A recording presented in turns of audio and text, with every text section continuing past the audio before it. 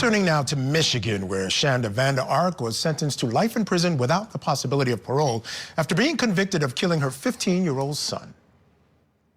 You testified yourself how highly intelligent you were. In fact, that's the only thing that you testified to that I think was actually true. You were quite proud of that, boasting how intelligent you were. Quite frankly, there's a mother's love that I've seen that is striking. And anybody who's a parent who's married, most mothers, not all, but most mothers have such a strong love for their children.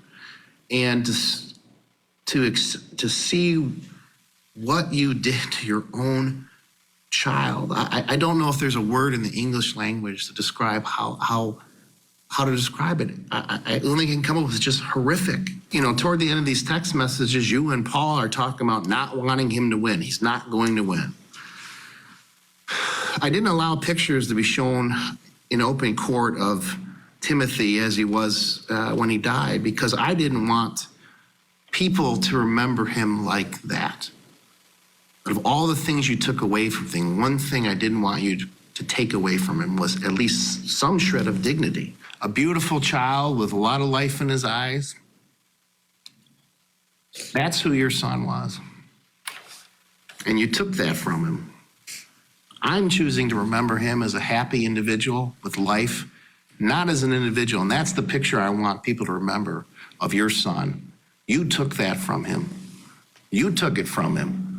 For what reason, I don't know. Mr. Johnson's right. There is something broken in you. I don't know what that is, but it doesn't negate what you did here. So besides remembering him like that, I'm not going to let you hide in the darkness anymore. People know what you are now. They know what you did.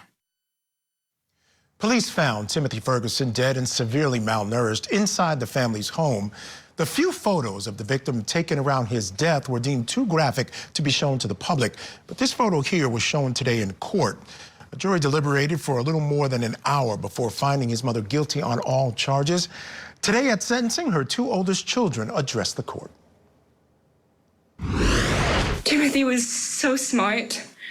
He could take anything apart with any tools, or none at all. He had trouble focusing, but when he did, he was just as smart as the rest of his class. He made people angry, yes, but then he would look at you with those big baby blue eyes, and you could never stay mad at him. I knew him his whole life. I held him the day he was born, and I continued to try to hold his hand as long as he was by my side, until he wasn't. I want the woman who killed my little brother to face the highest punishment possible. I want her detained for the rest of her life so she can't hurt anyone else. And I want the world to know that Timothy was wanted, if not by her, then by me. He was loved by me. I thought that things were different than when I was younger. I thought my mother had changed for the better. Not one day has been easier since then. I've had to leave my career behind. My wife has to watch helplessly as I struggle, day in and day out, wondering how none of us knew what was going on, wondering if I told Tim I loved him enough times for him to remember up until the very end.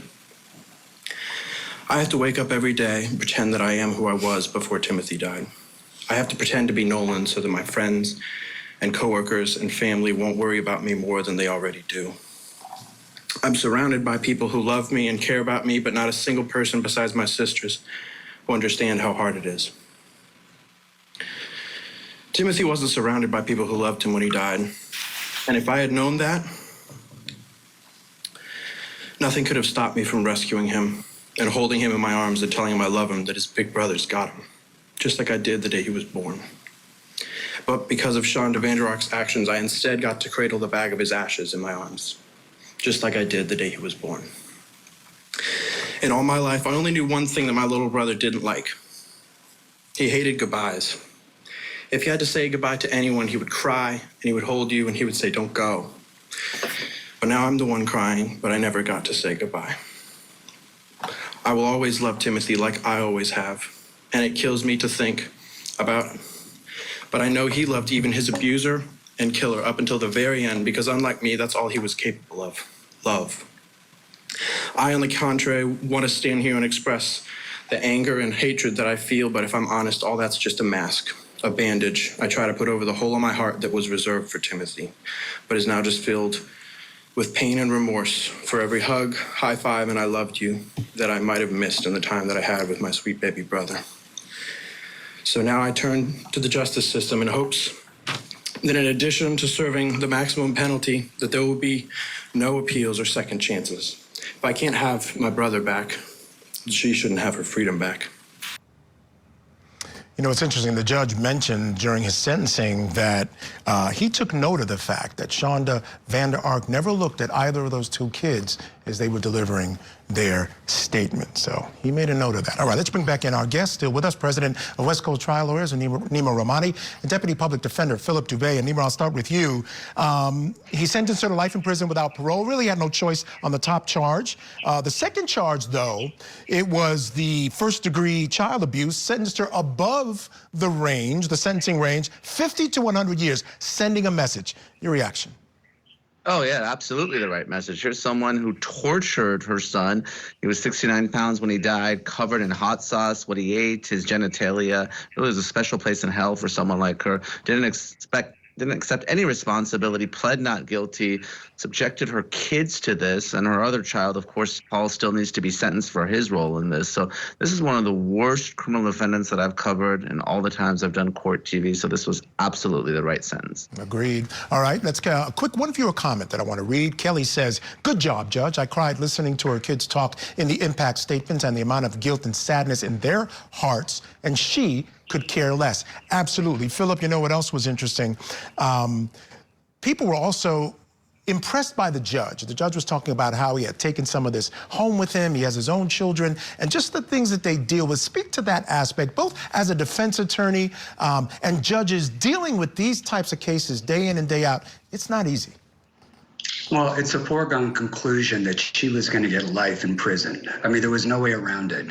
The judge just had to fashion sort of a lawful yet tactful and classy way of articulating its reasons for giving her what the law allows for in terms of maximum punishment. But he did it in a kind, I don't want to say tender, but almost in a generous way. He was able to emphasize just how systematic, consistent, and nonstop the torture really was. And he made a finding of that. Well, what does that mean? It means this wasn't just a one-off where she kind of blew a fuse, lost her temper with the kid, but this was an ongoing, complete domination of that child with terror, fear, and punishment, and fed him a hot sauce that was probably some type of noxious substance that could burn a hole right through you. He sent the right message to her. Yeah, no doubt. And he said something that stuck with me. He basically said he believed her when she said she didn't want to kill him. And she said, that's because you wanted to keep him alive so you could keep torturing him. So just to give you a sense of what this was all about.